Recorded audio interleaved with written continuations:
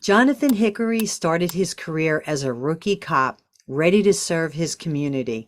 But little did he know that his job would take him to some dark circumstances when his addiction to alcohol took him on a downward spiral. But Jonathan didn't know that Jesus could save him from all the destruction of what he dealt with on a daily basis.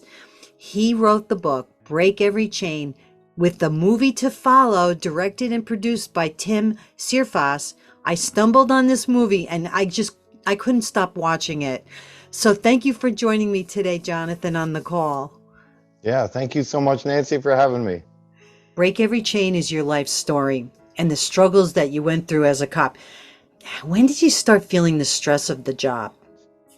Starting out as a police officer, it's just like the show Cops. It's like everything that you always dreamed of is coming true in your life, and you're like, this is so awesome. But it was probably about 2 years or so into the job that it really started to take its toll on me. You see, the things that we don't think about when we think about police officers, firefighters, dispatchers, nurses, first responders in general, is just the really hard stuff, the really dark stuff. The brokenness of humanity, the addiction, the exposure to the abuse of others, whether it be physical abuse, sexual abuse of children, responding after a long night shift, 6 a.m. to an infant death, from SIDS, 6-month-old infant, suicides, homicides, all this stuff. And so that stuff's not usually covered on Cops, and in the job description, but it's the reality of the job.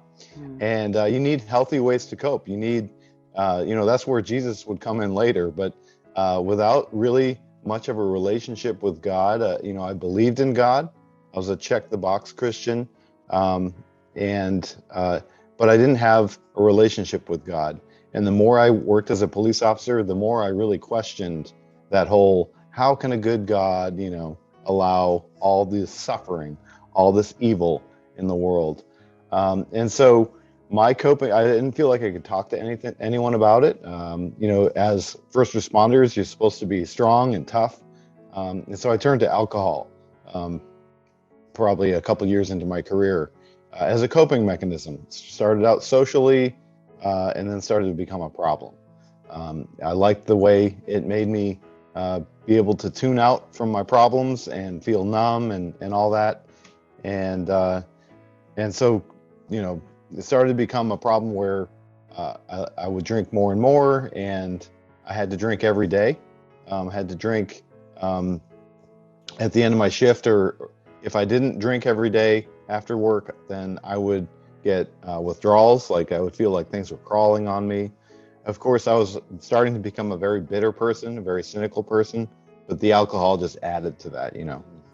I really was becoming a monster. I chose my career over my family.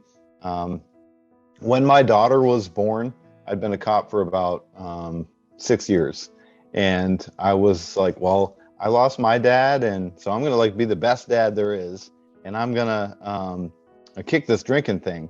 But I couldn't. I tried running 5Ks and other stuff to try to get my mind away from drinking, and anytime something bad would happen on the job, I'd just be right back to it. So I did try a little bit to kick it, but I certainly wasn't seeking Christ. I didn't really feel like I needed that in my life. I felt like I was doing just fine, but I really wasn't. I was drowning, obviously. And in 2013, my wife and I were pregnant with our second child. And when she started to have some complications. She was placed on mandatory bed rest, and I just denied it. Like that anything bad was happening, I just drank more and tried to pretend that everything was going to be fine, because I was scared. And then in October 20th, 2013, a Sunday afternoon, our son, Christian, we named him Christian, our firstborn son was born deceased in our master bathroom at home. And I can talk about it now, but when that happened, it completely wrecked me, Nancy. It completely, I was already carrying around all this darkness, all this pain, all the way back to the death of my father, And now I'm like, okay, well, if there is a God, now. I don't even know if there is a God, because if there is a God, he really stinks. He he took my dad from me. Now he's taken my firstborn son from me, and like I can't live this life anymore. So instead of going to get help, instead of seeking wise counsel, instead of going to church or anything like that, um, I figured I could fix it on my own. And that's the thing with first responders. We're fixers. In an hour or two, we can fix it almost any situation. Domestic violence, even a homicide. We may have to call out a detective and the medical examiner or whatever, but we can fix it and we know what to do. And so I tried to fix myself. And after the death of my son, like without counseling, without going to see anybody, without therapy or anything, my post-traumatic stress mind started to associate the death with my wife. And I didn't understand those thoughts, and those are certainly not fair thoughts. It's absolutely ridiculous. But that's what my sick and twisted brain was doing without any counsel, without any relationship with God. And when you sort of believe in God your whole life up until that point, and then you start wondering if God really exists, it's a really dark feeling, to feel like we're all alone in this world, and it's very hopeless. And so I started to self-destruct. I started to do things that I just didn't care who I hurt. I didn't care if I lived or died. And I started to do things that were hurtful to others. Started to reckless behavior, like any call with like a knife or a gun, fight. I would be the first one to go, whether it was if I was on duty or off duty, if I had a vest on or not, it didn't matter. I didn't care if I died. So, and then there was infidelity, there was affairs, and just I just didn't care what happened to me, and that's a scary place to be. Um, so that behavior ultimately led to an investigation within the department that I work for. And when I was told I was being investigated, I'd never been investigated before. I was Officer of the Year just prior to that, as I chased my career and ignored my family.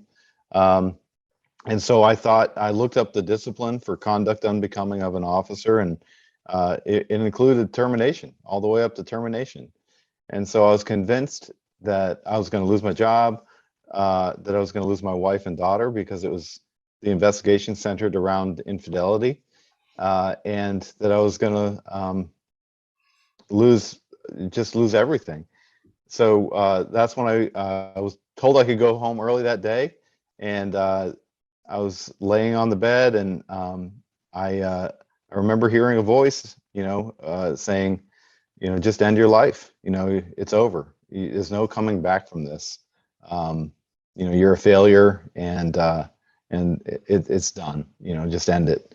So as I contemplated the end, ending my life very seriously, and I got this sick feeling, and um, but I just felt like there was a demon in the room. I felt this dark presence, and in that moment, I also saw a vision of fire, and I don't know what it was. I don't know what that meant, but to me, at the end that moment, it was like the gates of hell, and I felt like that's where I was gonna go if I did that, and I felt like that was the moment that I was like, okay, God, like I snapped out of it, and I was like, oh, if I do that, then there really is no coming back, and others are gonna suffer. So, like God, if you're there, you suck, but God, my life, I have failed, and there's nothing else I know to do, and so it's your turn. You can have it now. And so that was when I surrendered to God, and I'd start to go to church soon thereafter with Stacy, and she'd been going the whole time, of course, and I asked Jesus into my heart, and but I wasn't ready to surrender everything. I think that there was a lot of spiritual warfare going on. I think that when we accept Christ, it's like, okay, you're a brand new Christian. Somebody gives you all your armor of God, and pushes you on the battlefield, and says, go fight that army you were just marching with, you know. And if you're not in community with other Christians, you know, other believers that can help you train, you know, you're not going to know how to wield that sword of the spirit. You're not going to know how to wear that breastplate of righteousness. You know, like you're not going to know how to use the armor. You're not going to know how to fight. And I guarantee you, Satan's going to send everything he's got to get you back. So we there was about 2 months went by that I didn't tell my wife what was going on. After the investigation was done, after I've been disciplined and I didn't lose my job, I was like, oh well, maybe I can just come up with a way to not tell her, you know. Like, God, I I got this new relationship with Jesus, and I know he can do amazing things, but you can't handle my wife. You know, you can't handle that. But God revealed it. I had my chance. I had about 2 months, and then God revealed it to Stacy anyway. We went into marital crisis, and we found a faith-based counselor. Um, she, I mean, I just remember like uh, the moment of true surrender was that day, because you know we had like this intervention thing at my mom's house. My mom took me over to there where my wife was waiting, and I had to confess to everything. I felt like such a piece of trash, and um, there was a moment that night when I got home, and she, my wife said, "I'm not going to kick you out of the house because we have a 5-year-old, and I don't want her asking questions." And so, but you're on the couch. I'm like, okay, well, I'll take the couch, you know. So I'm sitting on the couch that night, and I can hear across the house, I can hear my wife weeping, and I just felt like the biggest piece of trash. And I'm holding a beer in my hand. I'm looking down at this symbol of my chains, really, the alcohol that had enslaved me for over uh, almost 10 years at that point. And I had kind of lost my taste for it in that moment, but I heard a voice speaking to me, and I believe it was God, because the voice said, change your ways, stop drinking, or I will take everything from you. And I got goosebumps, and I put the beer down, and I was like, okay, okay. Wow. Yeah, I was like, okay, God, but I can't do this alone. Please take this from me. That was my prayer. So I know in the movie that it's a big fire scene, and it's, you know, it's awesome. It's very inspiring. But the reality was it was a simple prayer in a moment of complete surrender, where I finally surrendered that to God, because I had started to justify drinking again. I had tried to cut back when I first asked Jesus into my heart, and, you know, it never completely disappeared. So that night I didn't sleep well. You know, normally if I didn't have alcohol in my system, I couldn't sleep because of withdrawals. But I didn't sleep well because of the nightmare come true that day, but I also didn't have withdrawals. And the next morning, I told my wife about my secret alcohol problem that I'd been hiding from her for years and years. And she became my accountability partner, even though she was super PO'd at me. She helped me get rid of any alcohol still left in the house. She went behind the scenes, told family and friends not to drink around me. She didn't bring any wine bottles home from the grocery store or anything like that. So she helped me in that moment, and like God used her to help me. Um, and I walked away from it. I mean, it doesn't happen for everybody overnight like that, but now I've been sober for 7.5 years. So, and God has restored it all through faith-based marriage counseling, through a police psychologist, and through a growing relationship with Christ, through, you know, men's groups and other things. Um, the actor that played you in the movie, did he portray you authentically? I think so. We actually spent a lot of time together. So his name is Ignacio Matinia, and it's so he's born in Poland, but he moved to New York City when he was 3. So he's very much a New York, you know, guy. But the name is very a very Polish name. You know, Ignacio. I love his name. But he's an amazing guy. He's an amazing brother, and interestingly enough, you know, I was there for the whole shoot of the movie, the whole filming. I'm sure you interviewed Tim Searfoss recently, and I know that you get to talk a little bit about it. But you know, it was like an 18-day shoot, and day one of filming, when we were supposed to start filming, Ignacio called me, and he'd had a friend pass away that he had known since childhood, and it was from an overdose, and he was so distraught. And like I I barely knew Ignacio at that time, but he was so upset, and so I prayed with him and tried to comfort him the best I could, and I remember later they were talking about the funeral. It was back in New York City, and he really wanted to go. This is his friend since childhood, and this is a young guy that passed away. He really wanted to go honor his friend, and so we were like, "Well, we'll let you go. We'll figure it out, even though it's a tight schedule on the shoot." But I'm like, "How's he going to get there?" So I offered to drive him, and we left at like 3 in the morning. Drove to New York City, and I mean, we talked about everything under the sun, faith and friendships and family, and it gave me such a respect for him, that I really feel like that was kind of meant to happen. But yeah, you can go to breakeverychainmovie.com, all one word, breakeverychainmovie.com. And you can find out like where you can, all the places you can stream the film. It's on like Amazon Prime, it's on Tubi, Pluto, YouTube, Vudu, multiple places. But then you can get the book on Amazon and Barnes Noble, stuff like that. So there's a page for the book on there as well, and you can find links to buy the book too.